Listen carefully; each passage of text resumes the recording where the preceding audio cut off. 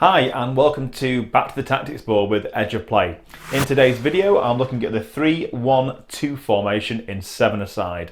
I'll be looking at some of the key features of this formation and also some of the challenges you may face when using it.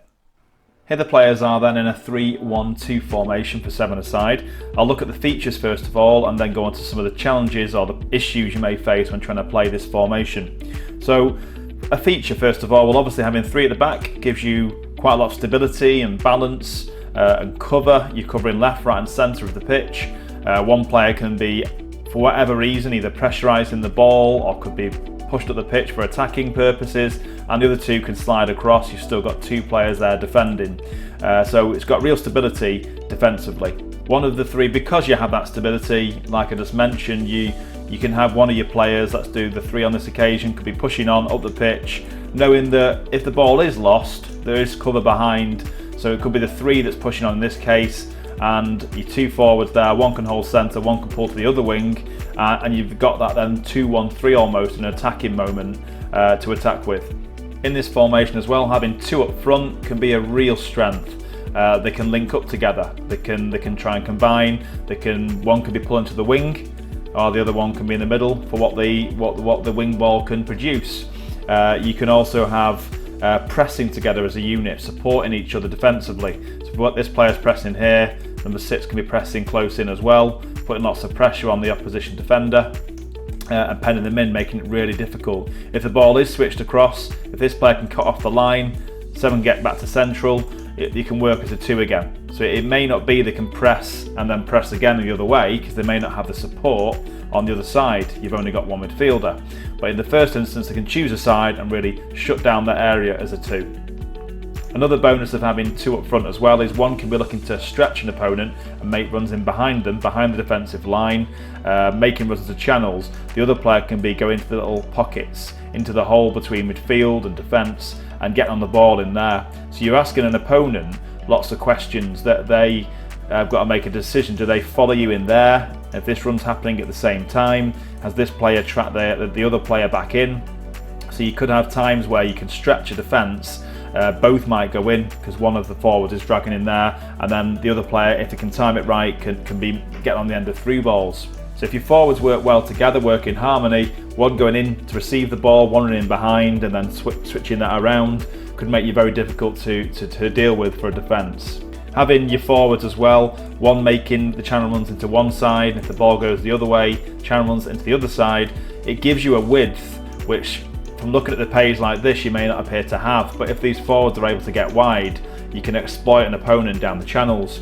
Now the fact that you have 3 at the back as well should mean, including the fact that many leagues will have retreat lines, that by the time this player's received the ball, if this player can make runs into the channels now, the fact you've got a left and right defender, if they have a good ball from the back, they can play in this ball into channel regularly. Could come this way, go back and across, out the other way, ball into the channel. So you can expect that your 2 and your 3 in this picture here will be linking with the forwards on either side and giving you a real kind of ability to attack quite quickly. I say all in all, it's really set up to be quite direct, get the ball forward quickly in this formation. Only having one central midfielder, you're not going to be playing into this middle area too much. Of course, as I've mentioned, 6 or 7 may drop into there, but still, in terms of the deeper areas, this middle third, you might be missing that area out to try and get the ball forward earlier. Having 3 at the back as well could be great for building from the back. What I would say here though is that yeah, you've got the 3 to receive there, but beyond the ball further forward, you haven't got many options in here because you only have one central midfielder.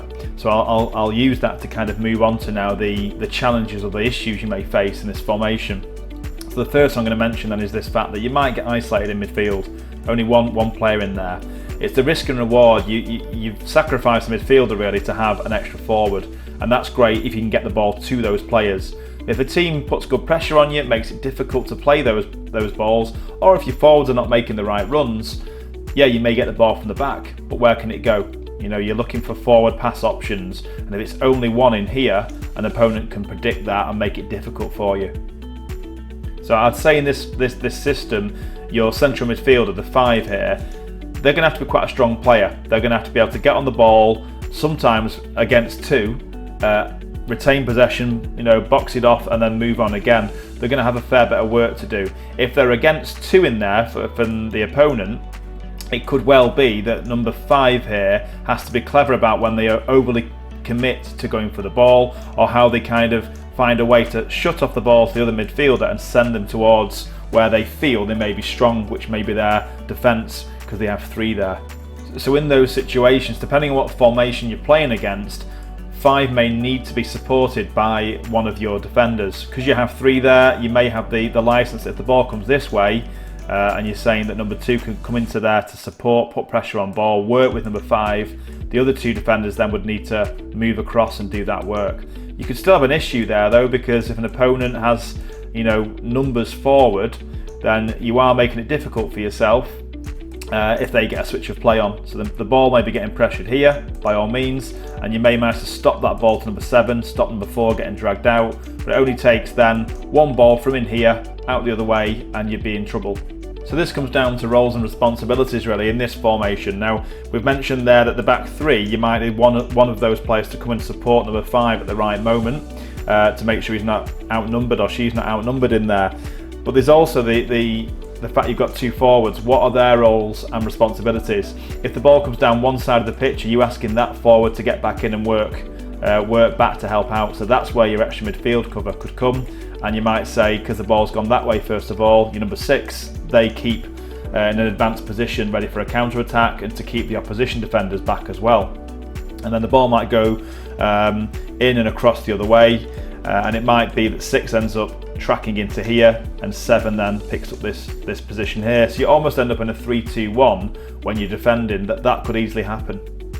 It's all well and good having these players tracking back and supporting the midfielder, be it a number 2 or a number 3 or your 7 or 6, one way or another you're trying to support that midfielder when they're getting outnumbered. That can be okay in certain situations, but in defensive transition, when possession's just been lost, you've just been on the attack, it's those moments where a clever opponent will exploit the fact there's space either side of your midfielder, even right around the midfielder, and if your midfielder's not canny with their movements there and the positioning and their decisions, the consequence of not getting that support into this middle area quickly enough will already have played out. So it's going to be all about decision making really, of when to help out your number 5, whether it's your 2, your 3, your 6 or your 7. I'd say, how do they support that number 5? But there are many positives. It's like I say, it's risk and reward. You're having 2 up front, so you're taking that risk in midfield. If you can get the ball forward early enough to 7 and 6 and the movement's right, then you could really have a team on the back foot and it won't be an issue about the midfield. But I'd say countering that, if you have got 3 to build, so the first third you have the numbers to get the ball out from the back, middle third less so in the first instance, and you're saying right, we're going to go more direct, and then your players are bombing on like so. Do you want your defender to give you that width? Are they going to have time to get up the pitch to support and try and have some control of the game and some kind of sustained pressure and sustained possession? It might not allow you to do that in this formation, because by the time they've got on the pitch, has the attacker managed to retain possession? Have they made it stick for long enough for that to be relevant for the ball to go back in and across and start to dominate? You'd need your forwards to make good decisions there. Or it might just be you say, no, we don't want long build-ups, we want the ball forward relatively quickly, good balls to channels, and then we've got these 2 to try and expose the opposition. If these players here have got the pace, the wherewithal to win one-on-ones, to work together, then you could get the ball forward quickly, be an exciting, attacking team, but you might not expect to dominate possession, and that might be fine.